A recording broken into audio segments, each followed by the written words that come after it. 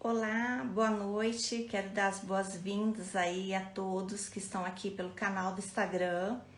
Passei uns minutinhos lá pelo Facebook para que convidando as pessoas para participarem aqui dessa live.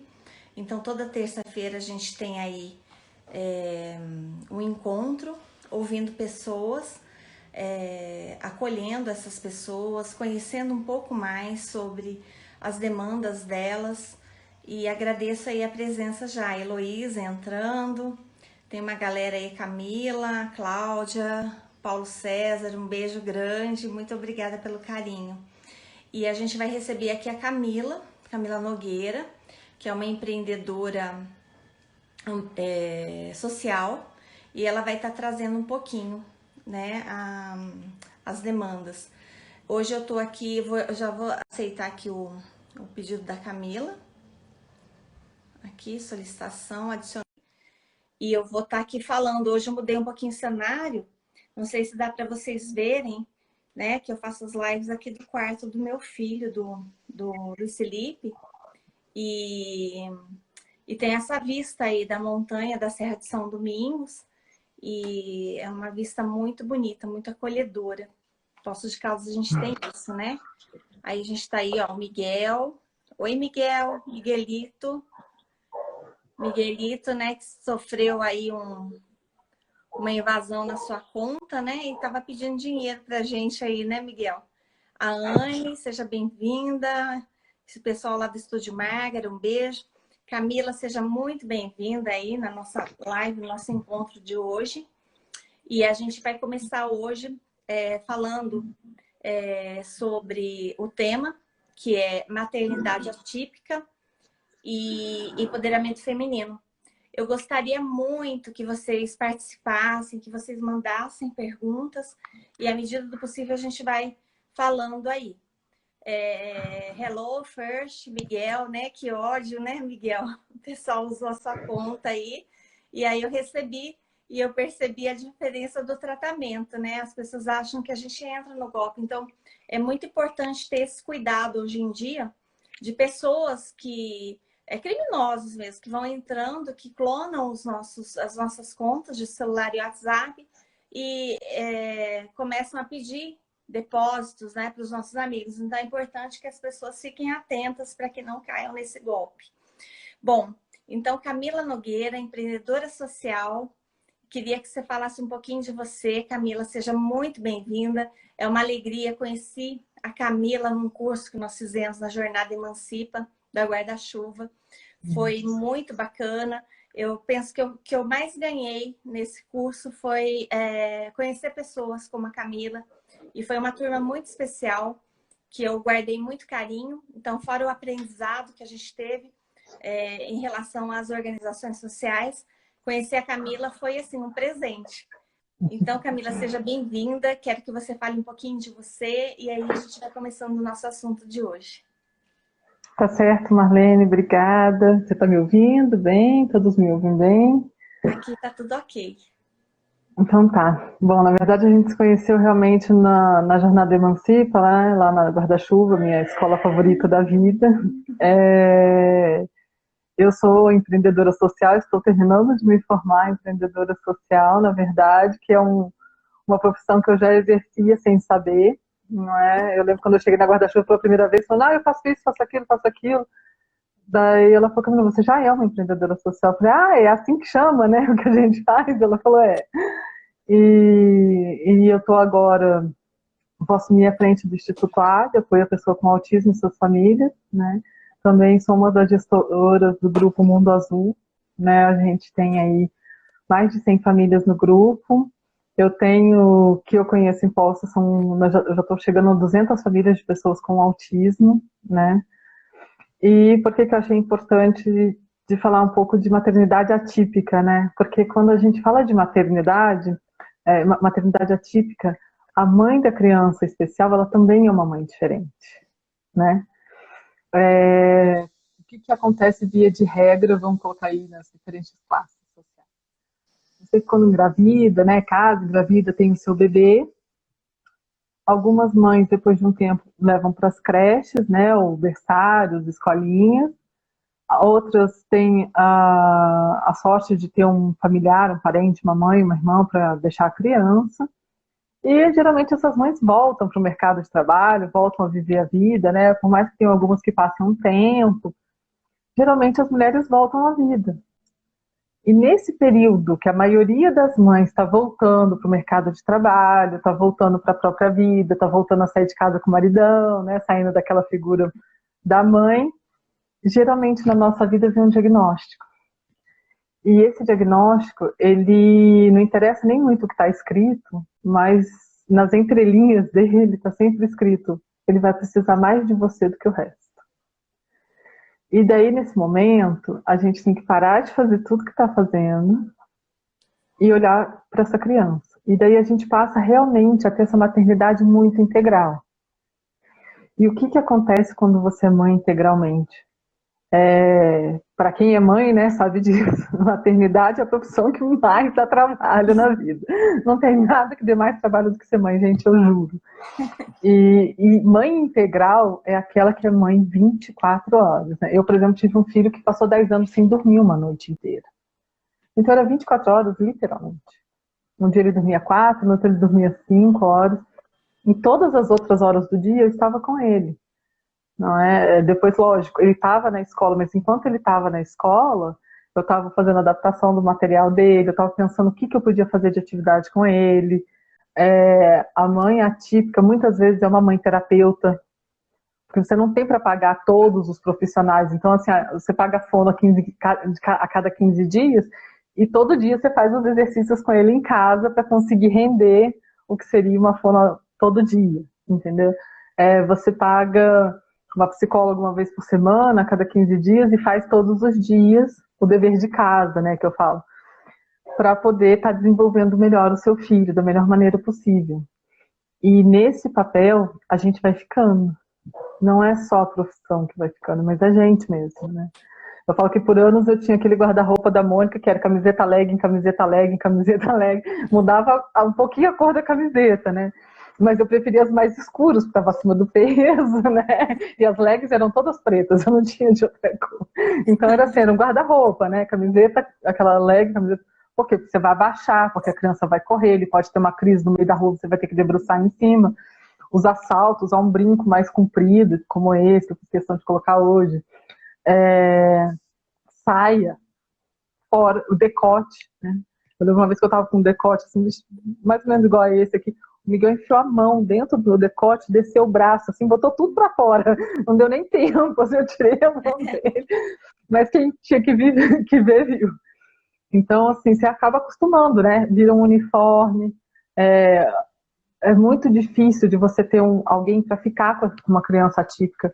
Uma mãe, uma irmã, ou até, muitas vezes, até uma pessoa contratada. Como é que você deixa com uma babá uma criança que não fala? Ela não te conta o que aconteceu. Você fica muito perdida disso que aconteceu.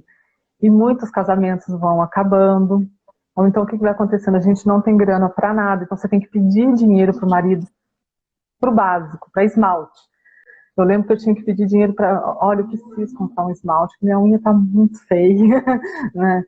Eu passei anos da minha vida sem passar esmalte vermelho, então hoje eu faço questão. Parece que eu estou mostrando a mão, mas é porque eu faço questão.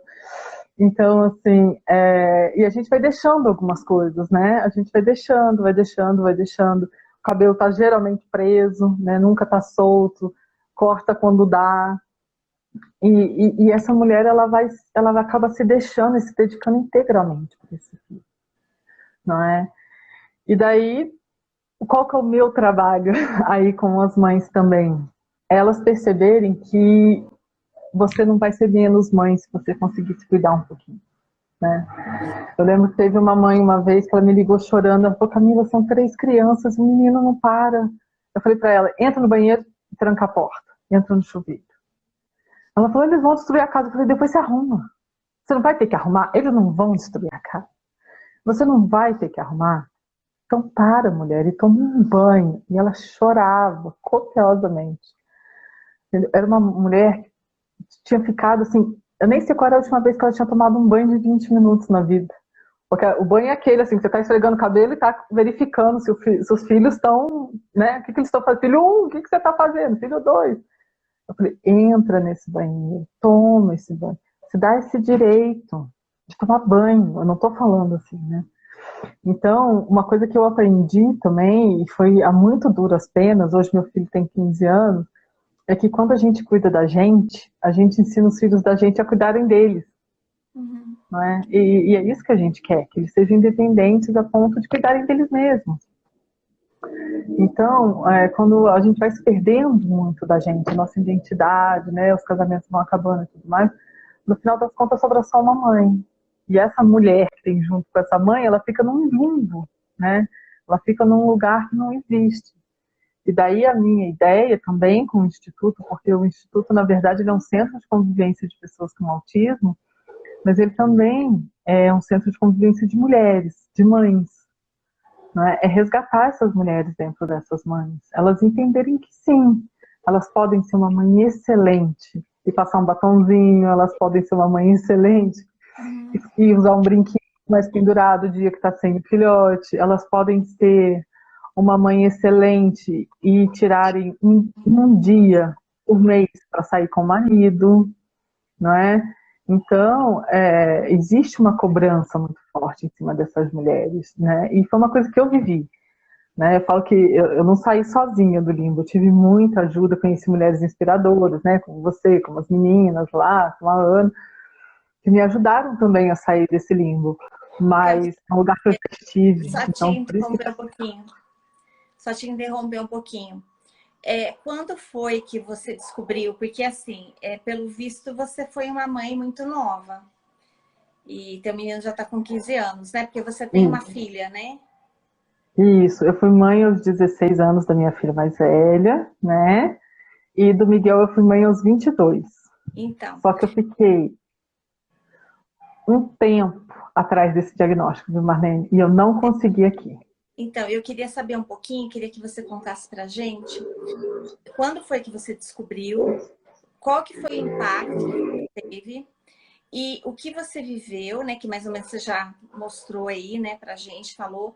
Mas quando é que você descobriu a importância que você tinha que resgatar a tua vida, que você tinha que retomar a tua história?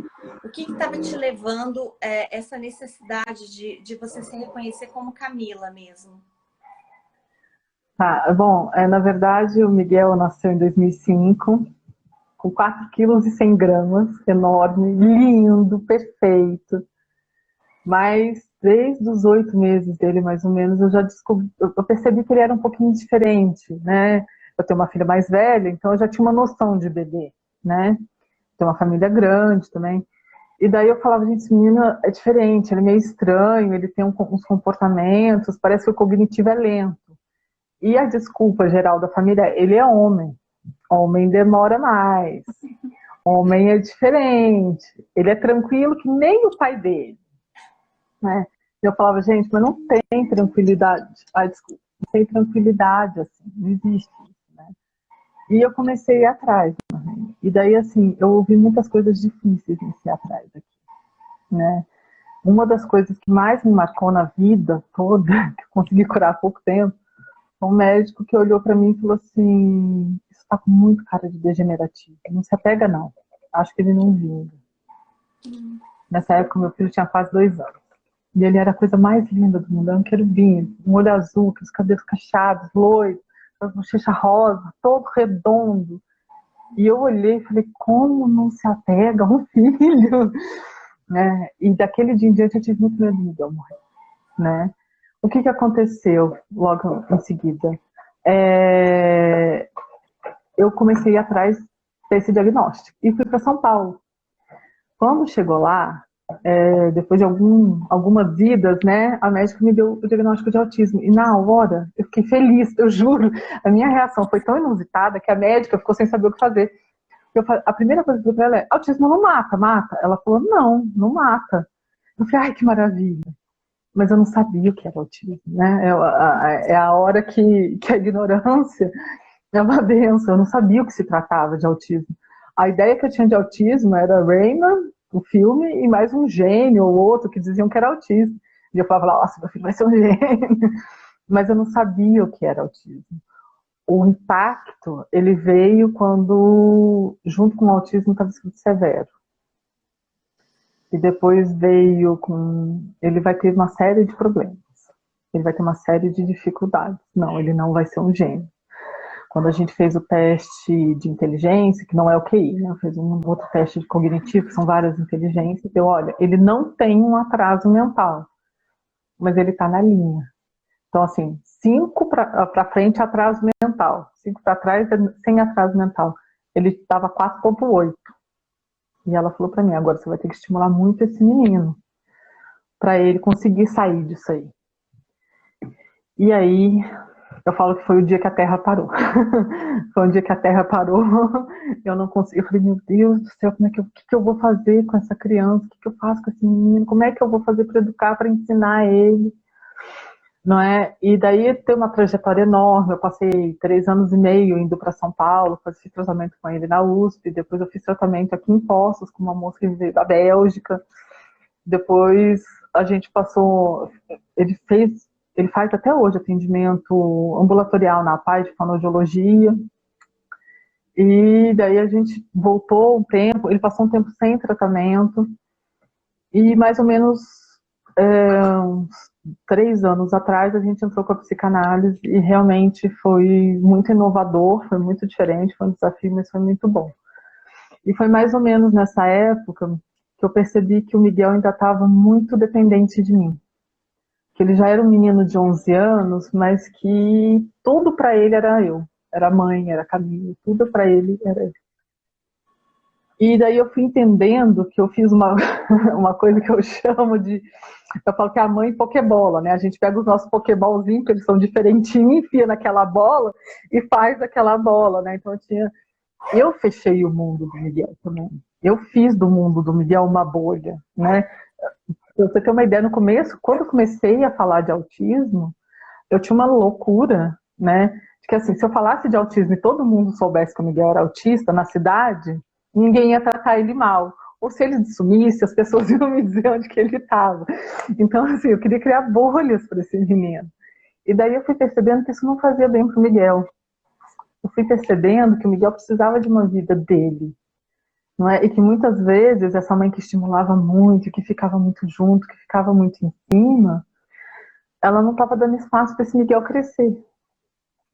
E daí, a partir do momento que eu não podia mais ser mãe integral, o que é que eu ia fazer? Eu não tinha nada mais. Eu não tinha nada além da maternidade. Eu não tinha construído nada desde os 16 até os 33 fora da maternidade. E daí eu comecei a busca do que é importante para mim. Então, por exemplo, hoje em dia, não dá mais para eu fingir que autismo não existe. Né? Faz parte da minha vida. Eu falo que hoje em dia o autismo faz mais parte da minha vida do que do Miguel, e o autista da casa é ele. Mas ele não fala de autismo, ele nem sabe o que é só o jeito dele de ser. Eu que falo, eu que estudo, eu vou atrás das leis, eu vou atrás das pessoas, né? Então, assim, eu vivo o autismo de um jeito que o Miguel, na verdade, nem vive, né? Para ele é só ele é desse jeito, né? Então, quem vive o autismo aqui em casa sou eu.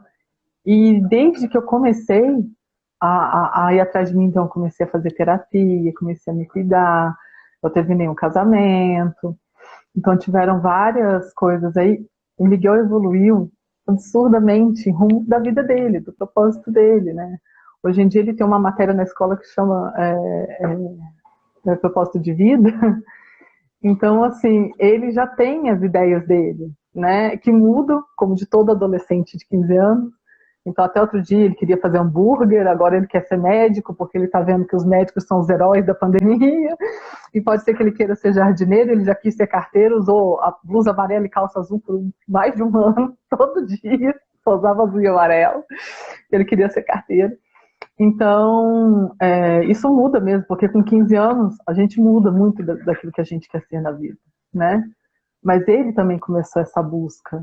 E inspirar o Miguel a buscar aquilo que é dele é o que me motiva, entendeu? Com certeza.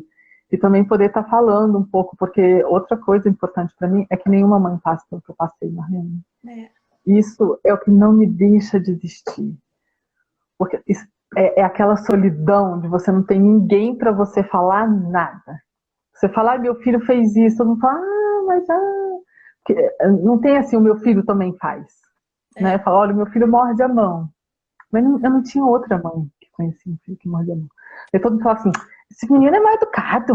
Ou então, tira a mão do menino da boca que ele para de morder. E não Entendeu? tinha, Camila, até então não tinha nenhuma associação, porque hoje você falou que são 200 famílias? Eu tenho, no grupo hoje a gente está com 120, mas eu tenho no meu radar, né, para fora do grupo, eu já estou com quase 200. Então, porque aí você não tinha acesso e conhecimento que tinham mais famílias que viviam assim. Não. E eu quero que você me fale um pouquinho dessas mães que a gente entra na tua proposta e que é o que eu costumo dizer, né? Você foi falando, eu fui me emocionando, porque a gente percebe essas histórias de vida, né? De pessoas que nem nós, que somos mães, né? De filhos normais, sem nenhum tipo de situação assim. E muitas vezes a gente reclama, porque dá trabalho, porque, né? Aquela coisa que a gente quer sair de férias. Mas, assim, a gente que não tem essa situação, assim, a gente tenta mais ou menos imaginar. E aí, você hoje descobriu esse propósito, né? Com essas mães, para que você descobriu isso, você conseguiu sair de dentro de você, se curar, e hoje está numa luta aí para que novas famílias tenham acesso e novas mães, e essas outras mães também possam entender melhor. Então, isso é muito bom, né? Ter com quem contar. Eu acho que é fundamental, né? Hoje eu estava até numa reunião com as mães do grupo que a gente está estudando, né? Saiu um decreto aí polêmico, né? Daí dividiu um pouco. Eu falei, gente, então vamos discutir, porque a discussão ela é sempre enriquecedora, né? Então vamos falar sobre isso, vamos estudar isso. E hoje e amanhã a gente vai ter 2 encontros sobre, até mais, vão ser necessários mais sobre essa história das leis. Mas primeiro que eu não fiz nada disso sozinho, eu precisei de muita ajuda, né? E quando eu fui conhecendo as mães, essa, dá essa sensação de suporte, né? Dá uma força. E daí o que eu fazia para o meu filho, por que eu não podia fazer pelo delas? Né? Então, quando eu lembro a primeira vez que eu fui na Secretaria de Educação pedir uma cuidadora para o meu filho, porque eu fiquei sabendo que a gente tinha um direito, e daí eu fui atrás da lei, para ler a lei, para saber o direito. E daí eu falei, olha, gente, tem direito à cuidadora. Daí o moço falou assim, mas como é que pede? Eu falei, eu fui lá na secretaria. Você vai comigo? Uma coisa, gente, é uma mãe, outra coisa são 2. Né? E hoje, quando eu chego lá na secretaria, eu falo para as meninas, eu estou aqui representando 120 mulheres, 120 mães. O pessoal já até tem outra respiração, eu falo, né? É outro tipo de respiração. Porque sabe que você não está lá sozinho, né? E eu sempre fui muito de estudar, Marlene, isso é uma característica que é minha. Eu amo estudar. Então, assim, nos primeiros anos eu fui a louca do autismo. Eu li quase tudo que tinha de autismo, era uma devoradora de livros. Eu queria saber, e eu li dos mais absurdos aos melhores. E hoje em dia, por exemplo, eu leio muito pouco até, perto do que eu lia, né? Eu comecei a ler lei, eu já estou sabendo ler as leis, porque a primeira vez que eu peguei o Estatuto da Pessoa com Deficiência para ler, eu chorava. Eu falei, gente, eu sou uma analfabeta funcional, porque eu não consigo ler isso aqui. E ligava para o pobre, coitado do advogado que me ajudava, e falava, o que significa isso? E ele traduzia, o que significa aquilo? E ele traduzia para mim. Hoje, de tanto ler isso, eu aprendi a ler, né? Que na verdade é só se aprender a mesma linguagem. Eu aprendi a ler. Então, eu não quero que nenhuma mãe passe por isso. Não quero que nenhuma delas chore. A gente precisa ler a LVI, que é a Lei Brasileira da Inclusão, junto com o decreto, para a gente entender as diferenças, o que está perdendo e o que está ganhando. Então, vamos ler junto. Porque eu tenho uma interpretação, ela tem outra, mas a gente faz isso junto. Não é uma doida chorando sozinha em casa, mexendo o saco alheio. Então, e quando eu fui percebendo também as necessidades de políticas públicas, então assim, tinha bem uns 6 anos, 5 anos atrás, eu cheguei lá na Câmara dos Vereadores, E essa é uma questão que eu esqueci, que o moço falou pra mim, você é Camila da onde? Eu falei, sou de mim mesma, né, moço? Não tinha da onde ser, você entendeu? E eu falei, olha, gente, eu queria que colocasse o símbolo lá do autismo. E o vereador olhou para mim e falou, tá, a gente vai ver. E, né, eu queria que o dia do autismo tivesse dentro do calendário de Poços de Caldas. Então, assim, e foi indo, e hoje já são realidade, já são leis que existem, a gente já tem a carteirinha aí, a gente já, né, estão terminando de resolver, mas está andando. O símbolo já é uma realidade, mesmo eles não iluminando, né, uma vez me falaram dentro da prefeitura, eles me chamavam de a louca do Cristo Azul, porque todo mês de abril eu peço para colocar o Cristo de azul, que é o mês do autismo, todos os lugares do mundo são iluminados de azul, eu consegui alguns anos, mas já tem uns 2 anos que eu não consigo, e está dentro do calendário oficial da cidade, e mesmo assim, eu ainda sou louca do Cristo Azul. Então, assim, eu fui fazendo essas coisas, também para olha, gente, tá vendo aquele Cristo lá? Ele tá azul com os filhos de vocês. Para as pessoas saberem que a gente existe, que eles existem. E nós não somos eu, a fulana, a ciclana, nós somos vários, nós somos muitos. A gente tem os meninos, mas tem as pessoas que não têm diagnóstico, não é? Tem aparecido uns adultos, assim, falando para mim, olha, eu acho que eu tenho autismo. Eu falei, agora? Com 45 anos, eu te falo o quê, moço? Eu falo, que bom que você chegou até aqui, né? Sozinho, porque não tinha ninguém, não tinha apoio, não é? Então, eu acho essas coisas importantes, né? Tanto que o Instituto, como eu estou fazendo, né? A gente está remontando, refazendo, pegando umas coisas da primeira formação e colocando mais. O Instituto ele vem como um centro de convivência, então assim, a gente não pretende oferecer fonoaudiólogo, psicólogo, essas coisas para os meninos. A gente pretende oferecer amigos, uma coisa que eles precisam, muito. Do mesmo jeito que eu não pretendo fazer muita terapia de grupo com as mães, não. O que a gente pretende? É perceber os talentos dessas mulheres, né? É fortalecer isso nelas e que elas possam empreender. Que elas possam entender que a autonomia financeira, que a autonomia de vida também é fundamental. Te traz uma felicidade, né? E eu falo, eu brinco muito, eu falo, gente, eu faço projeto para empoderar as mães, mas eu mesmo ainda não ganho dinheiro com isso. Mas calma que tudo tem seu tempo, a gente está construindo, a gente está montando, a gente está fazendo, né? A gente está trabalhando para ter um futuro tranquilo. Então a ideia é muito essa, Marlene, a ideia é muito ter essas mães com a noção de grupo, de força de grupo e do seu poder pessoal também, né? Que cada uma delas é capaz, sim, de ter a sua própria vida junto com o seu filho, caminhando sempre para frente, né? E não ficar lá na bolinha, né? Ali só você e o seu filho. Dá vontade? Dá, gente, muito, porque eles são muito especiais, então dá vontade de juntar eles para gente. Mas é importante para eles, né? Eles terem uma vida e eles terem esse mundo todo para eles. Camila, tem muita gente aí mandando parabéns para você, viu? Não sei se você consegue ler as mensagens, mas assim, a tua história é uma história que comove e é importante saber já desses avanços que nós tivemos no município. Muitas vezes hoje, assim, a gente tem várias situações, que nem agora a gente está vivendo o Outubro Rosa também, que é para chamar a atenção em relação à questão do câncer de mama. E eu lembro que lá na década, 2009, na verdade, eu participei enquanto presidente do Conselho da Mulher, solicitando a iluminação dos prédios públicos, porque isso era um movimento mundial e não se iluminava Poços de Caldas. E daí esse movimento começou nessa época de se iluminar, e daí vieram outros fatores também. Então, é muito importante para conscientizar as pessoas.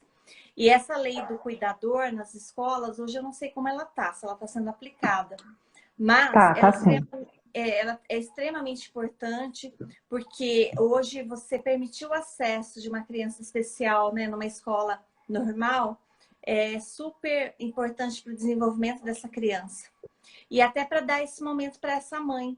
Então, desenvolver também essas potências dessas mães, esses talentos, e que elas comecem a resgatar tanto a autoestima, quanto também voltar a sonhar, porque é isso que eu falo. Muitas vezes você enterra seus sonhos, né?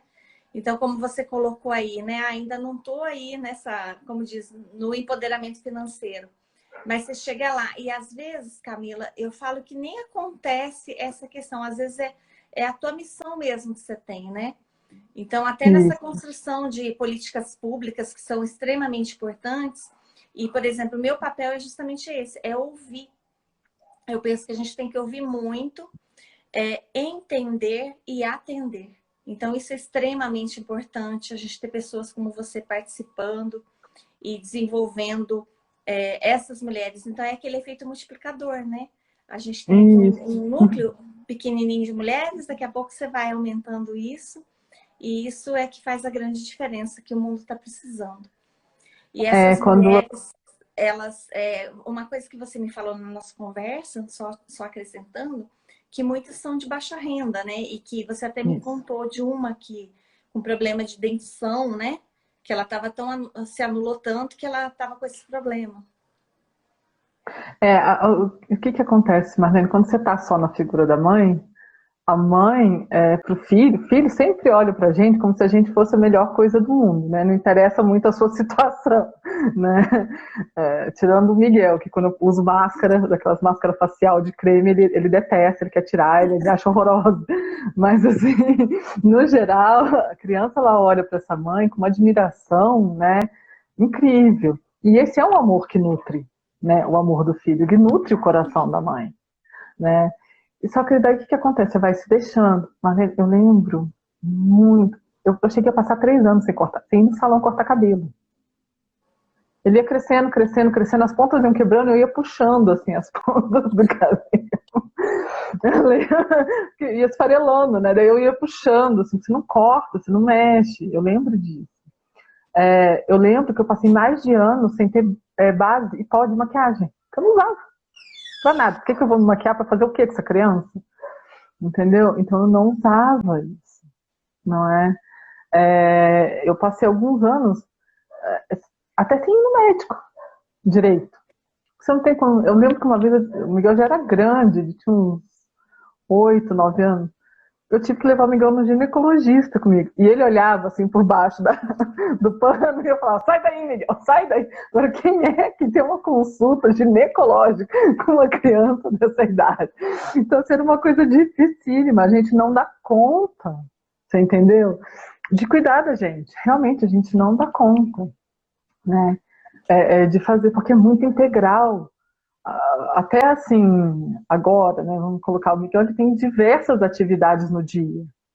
Então não é só a escola. Ele tem a escola, ele tem a fono, aliás, ele tem 2 fonos. Ele tem a escola, ele tem 2 fonos, daí tem judô, tem atividade física, tem natação. Então, assim, é uma série de atividades, não é só uma. Entendeu? Eu vou sair daqui correndo para levar ele para natação. Então, assim, não é uma coisa, são várias coisas. Então, assim, você fica muito nesse vai e vem. E eu, por exemplo, durante muito tempo eu não tinha carro. Então, você pegava 2 ônibus para chegar na paz de casa, entendeu? E mais 2 ônibus para voltar. Isso é uma luta que nós estamos ganhando também lá, de ter o ticket do acompanhante gratuito, entendeu? Por quê? Porque a mãe pagar 2 ônibus para ir, 2 ônibus para voltar, a criança não paga, mas ela paga. Então, é dispendioso para essas mães de baixa renda. E toda mulher, ela é capaz de ter um trabalho, a gente tem esse poder que é nosso, né? A gente tem essa capacidade de trabalhar, de colocar para frente. Eu tenho mães que fazem coisas maravilhosas, entendeu? Então, eu fico pensando, vamos juntar essa mulherada, vamos colocá-las para né, o Instituto ele trabalha em 3 frentes, uma que é dos meninos, né? Uma que é de cursos, né? Para o pessoal poder também estar conhecendo melhor o autismo, os profissionais que têm muita dificuldade, tanto da área da educação quanto da área da saúde. E a outra frente é das mães. E o povo fala, nossa, mas você não vai tratar dos meninos? Eu falo, não, gente, não vou tratar das mães. Né? Porque quando você trata a mãe, você resolve o problema do filho dela. Lógico, né, que tratar da mãe não vai resolver os problemas sensoriais do filho, não vai resolver, ele, lógico, sempre vai precisar de profissionais capacitados e gabaritados para estarem trabalhando com ele. Mas você resolve grande parte do problema do filho quando você trata da mãe. E eu sei disso por experiência própria, eu sei disso por vivência, então é muito de dentro de mim. Não é que eu ouvi falar, ou que eu li, ou que eu fiquei sabendo. É da minha vida com o Miguel, é da nossa história, né? E eu também tenho visto isso com outras mulheres, né? Quanto mais empoderada está a mãe, mais autônomo está o filho. Então, é uma força, lógico que o começo é muito difícil, lógico que a gente ainda está assim, né? Eu abro uma reunião com 3 mães, 2 mães, mas eu falei aos pouquinhos, a gente tem que ir puxando, cada um conhece a sua dor, né? Existe o luto do filho idealizado, então as mães que chegam agora, não dá para você falar esse tipo de coisa, você tem que deixar ela ter aquele primeiro sofrimento, ela entender o que é o autismo, ela entender quais são as consequências de um diagnóstico de um filho na vida dela, para depois você começar a falar, para depois você entrar sempre com muita amorosidade, para poder sair trazendo essa mulherada para perto. Camila, você falou aí, né, dessa questão de tudo isso que se precisa para você oferecer uma qualidade de vida para uma criança especial. E eu te pergunto, porque assim, a gente sabe que tem a inclusão, né, nas escolas, mas existe na saúde hoje o SUS, então, por exemplo, essas mães de baixa renda, elas têm acesso a fonoaudiólogo, a psicoterapeuta, enfim, a todas essas necessidades que elas precisam hoje? Vou falar das diversas instâncias. Legalmente, sim. Na prática, depende muito do profissional que atende, né? A gente tem profissional que faz assim o impossível, mas assim a gente não tem realmente, né, um centro multidisciplinar. A gente tem instituição, tá? Eu não sei nem se pode falar não, mas assim a gente tem instituição que está fazendo esse serviço, né? Sim, claro. Mas assim Pode, sim. público, tá? Então a gente tem a PAI que atende, tá? Os meninos para essa parte de fono, de psicólogo e tudo mais. Muitas mães fazem plano de saúde. Alguns planos de saúde daí é meio chato, meio burocrático, porque às vezes tem que entrar na justiça por causa da quantidade de guias e tudo mais. Mas as que não tem, assim, no público, você chegar no seu PSF e ter uma terapeuta ocupacional que sabe trabalhar com seu filho, uma fonoaudióloga, uma psicóloga, uma psicopedagoga, que seria, assim, quarteto fantástico básico, né? Não tem. A gente tem assim em pontos. Então, tem uma fono do posto que consegue trabalhar com o menino. Daí tem uma psicóloga de outro que consegue trabalhar com o menino. Tem uma, mas não é via de regra, não é em todos os lugares, né? Não são todos os profissionais. A gente tem alguns postos de saúde, alguns PSFs que têm terapeutas ocupacionais, outros que têm fonoaudiólogo, mas essas terapias geralmente elas são feitas em grupo, elas dificilmente são feitas atendimentos individuais, que é o caso dos meninos, muitas vezes. Então, assim, tem muita coisa ainda para mexer, né? Tem com certeza muita coisa ainda para mexer. Tem a história do CAPSI, que tá, que não tá, que tá, que não tá, que seria aí uma porta, mas tem que ser muito bem tratado, muito bem cuidado, para não misturar com dependente químico, né? Para não misturar com pessoas em situação de rua, porque são coisas diferentes. Sim. Então tem que ter assim, um cuidado muito grande com isso, tem que ser um pessoal que seja bem assim, centrado nessas diferenças, né? Que consiga fazer bem a divisão, né? E que não é uma divisão muito fácil, né? De você entender que a pessoa tem uma deficiência por uma dependência química ou se ela nasceu dessa forma. Então, tem muito trabalho, né? Uma vez de trabalho, né? A inclusão mesmo, essa semana a gente tomou uma que deu um susto, né? Dividiu as opiniões, mas deu um susto que a gente voltou a falar em educação especial, né? Então, aquele trabalho das cuidadoras, da educação inclusiva, que a gente faz tempo, ele deu um passeio para trás por um decreto. Mas tem gente que fala, não é um passo para trás, a gente fala que não é, mas a gente que está mais na linha de frente, na prática, a gente percebe que é, entendeu? E com essa também, só abrindo parênteses, da pandemia, eu acredito que ficou muito difícil esse trabalho também, né? Olha, a pandemia acabou bem com os meus planos de 2020, né? Aliás, de todo mundo, né? Não sei se é só a regra. Mas eu ia abrir um centro de convivência. Como é que eu cobro um centro de convivência no meio de uma pandemia? Pode aglomerar. Conviver, principalmente crianças com necessidades especiais, muitos têm muitas questões, né, respiratórias até e tudo mais. A gente mora numa cidade que esquenta fria, a galerinha tem muita rinite, muita bronquite, né, uma cidade fria e úmida no geral, né, foi, né, já não é mais. Mas, assim, os meninos têm essas características, então, assim, como é que eu cobro, né, um centro de convivência? Agora, a pandemia pegou bastante, porque pensa, dois fatos da pandemia são bem curiosos. Um é que muitas mães falaram, para mim não mudou nada, porque eu só saía de casa para ir na farmácia no mercado. O que mudou? Ele não vai mais para a escola, fica em casa.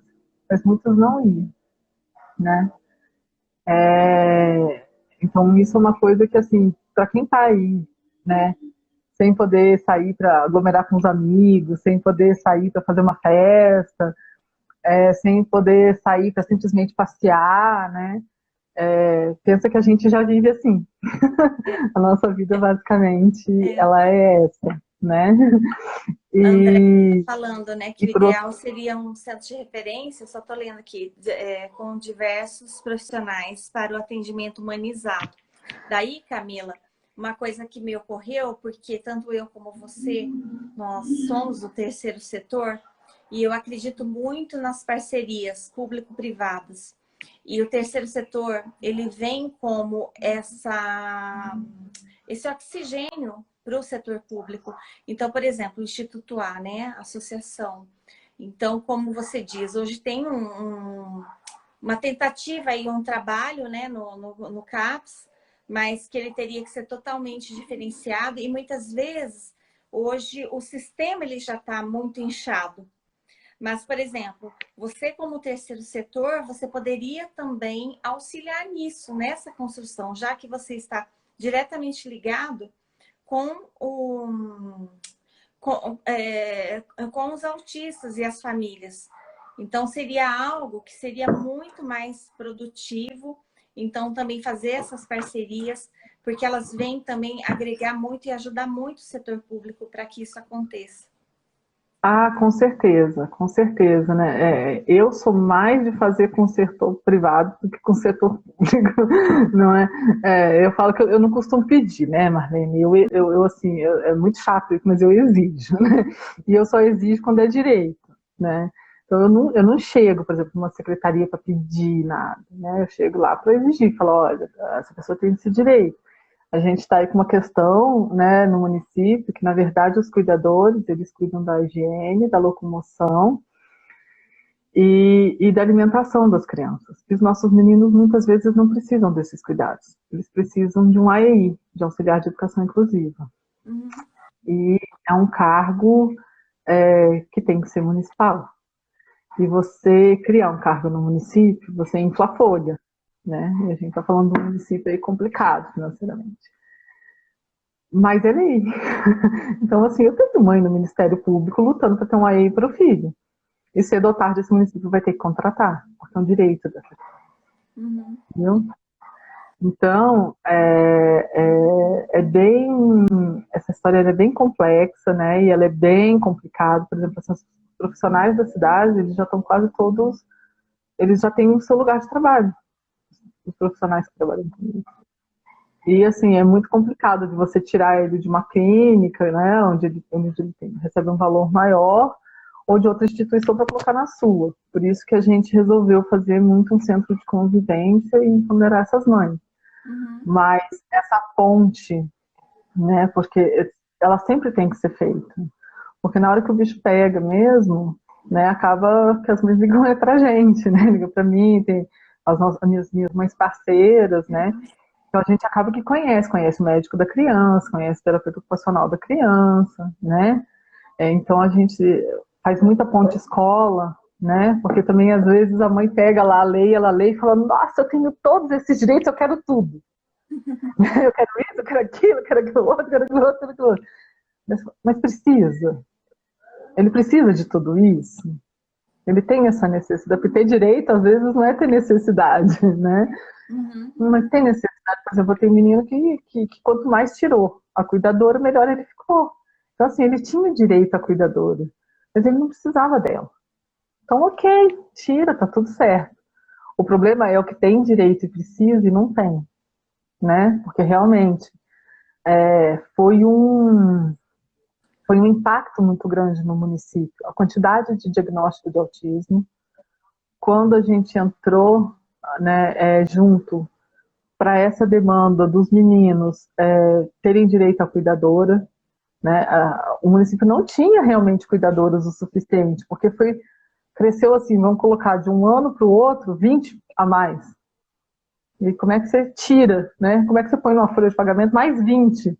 E as mães exigindo. Então, assim, eu sempre acredito que tem que ter um equilíbrio e uma conversa. Eu acredito que conversa é base de tudo, né, Marlene?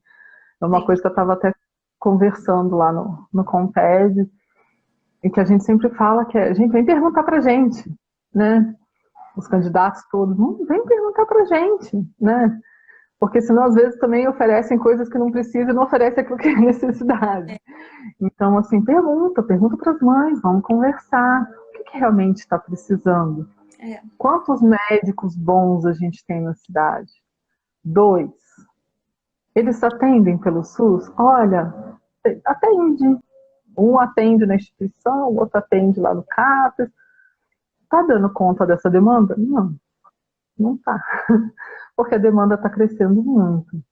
Então, o que a gente pode fazer? A gente aumenta o número de horas que eles trabalham na rede, a gente faz um convênio com eles para o consultório, como é que a gente vai fazer? Então, essas conversas, né, essas parcerias, o Instituto, sim, faz. Eu tô montando um projeto muito legal, com parceiro, mas ainda não posso falar. Mas, assim, de umas coisas bem legais, mas é tudo assim, tem que ser aos poucos e sempre com muita conversa. Sim, eu acredito muito nisso, Camila, na construção desses processos. Como você falou, né? Vem conversar com a gente. Porque muitas vezes a gente se coloca e a gente começa, eu vou fazer isso, eu vou fazer aquilo, eu vou fazer aquilo outro. Tem pessoas até sugerindo alterações em leis federais, né, no município, que assim, né, eu queria uma fórmula para isso, né, porque a gente é tão pequeno, né, quando você almeja, principalmente um cargo de vereador, né, mas eu acredito muito nessa escuta, porque como você fala, né, dessa questão do aspecto autista, quem conhece melhor é você, né, e essas mães. Então, não sou eu que sei da realidade e dessas necessidades.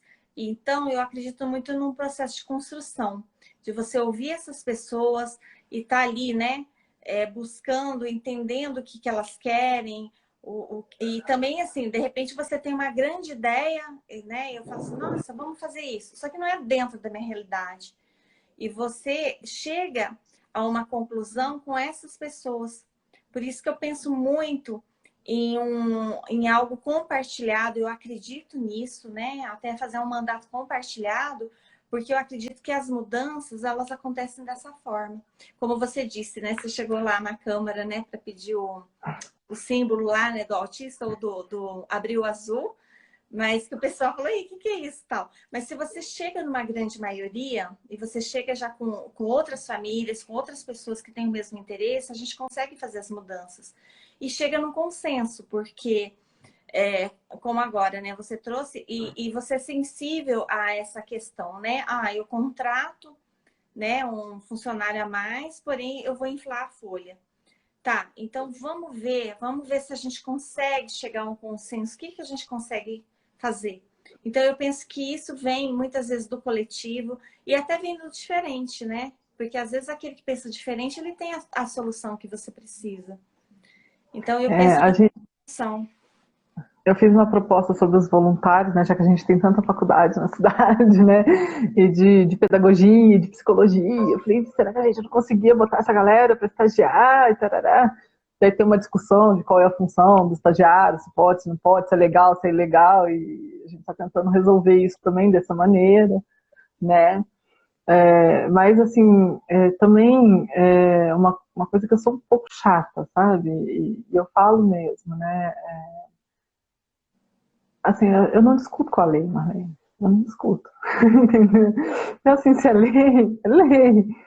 E eu vou exigir até onde? Até na última instância, não é? Porque eu acho que quando a gente se acostuma... Eu lembro que quando a lei Berenice Piana foi feita, ela é acho que 2005, não, 2010? Ah, já não lembro mais, porque, nossa, eu mexi com as leis hoje, fiquei toda confusa. A LBI é de 2015, mas acho que é 2008. Quando eu li aquilo, eu fiquei numa alegria, né? Que é esse impacto da mãe de, eu quero tudo para mim, tudo isso é meu direito, eu quero tudo isso para o meu filho, nananã. E li aquilo, fiquei naquela alegria, naquela euforia, e nada mudou na nossa vida. Nada. Daí eu me irritei profundamente, mandei uma carta para o governo federal, perguntando para eles de que adiantava fazer uma lei se nada mudava na vida da gente. E a resposta foi um tapão na minha cara. Foi assim, olha, a lei é feita para que você possa ter direito de cobrar. A gente não pode estar em todos os lugares ao mesmo tempo cuidando de todos. A gente faz as leis, mas os agentes de cobrança são seus agentes municipais. Você... são as famílias que passam pela mesma coisa que você. Cobre aí das pessoas que estão em volta de você. E foi aí que eu criei coragem para ir lá na Câmara dos Vereadores e falaram, então vamos botar 2 de abril, dia do autismo, no calendário municipal, vamos colocar o símbolo, vamos fazer as coisas, eu quero o Cristo iluminado de azul. Eu lembro que eu cheguei na Câmara, o povo me olhava, como se fosse um ET, e falava assim, mas não é aqui, a gente não ilumina Cristo. Né? A gente, como população, a gente não sabe nem quem é que faz. Não, você tem que ir lá no DME. Daí eu fui no DME. Não é aqui, é o fulano. E acabou, na época, um secretário que resolveu. Que era até de turismo, né? O secretário não tinha nada a ver com isso, mas acho que ele ouviu meu desespero e fez. Mas na Câmara podia ter feito uma indicação, né, para isso. Não, mas era muito em cima, já era na semana e nem dava muito. Sei que o rapaz resolveu pelo telefone, nem me conhecia. Ele resolveu pelo telefone, eu fui conhecer ele alguns anos depois. E então, assim, eu acho que é muito a gente ter essa noção, né? Que é uma noção que a gente vai criando também com o tempo. No começo era muito desnorteado, porque vai fazer tudo para todo mundo, não sei o quê. Hoje eu já entendo que existem as duas partes disso, que a gente tem que conversar.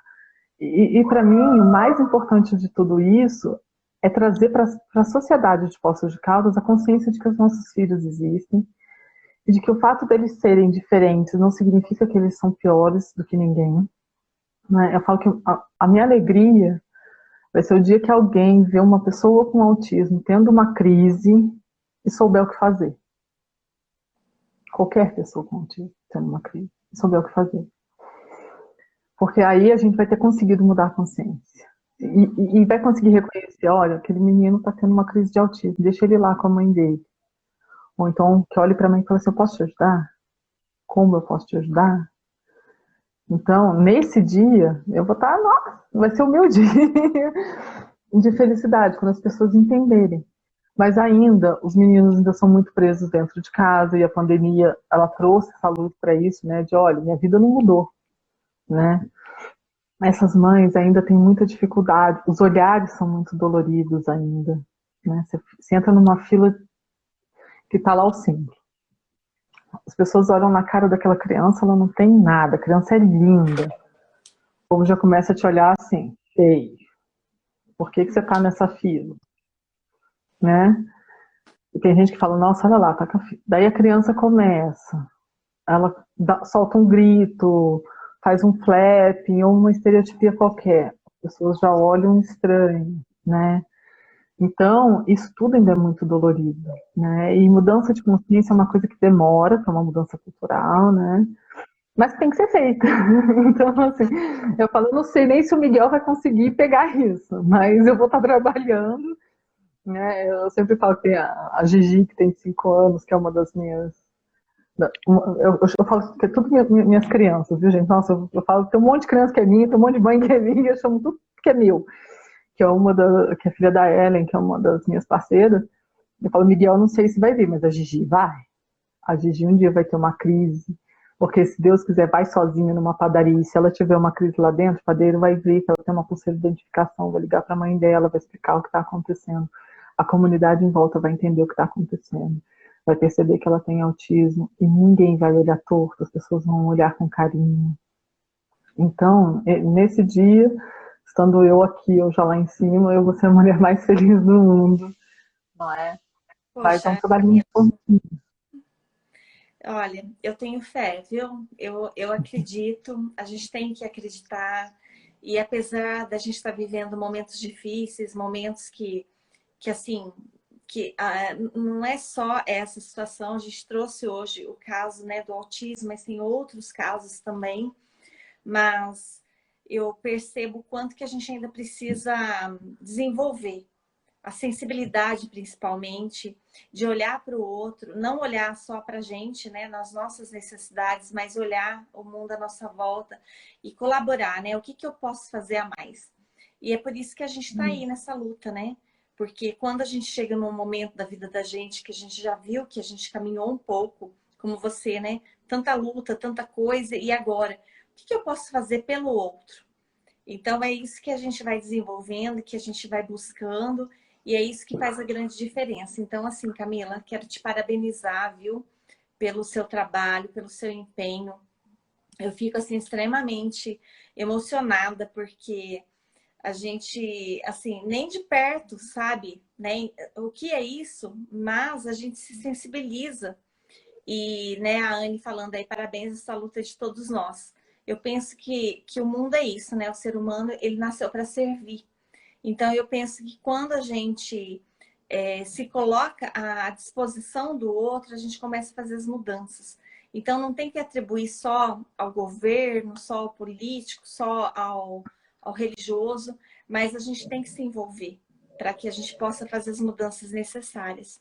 Então, Camila, te deixo aí as últimas palavras, tá? Que já está quase no final.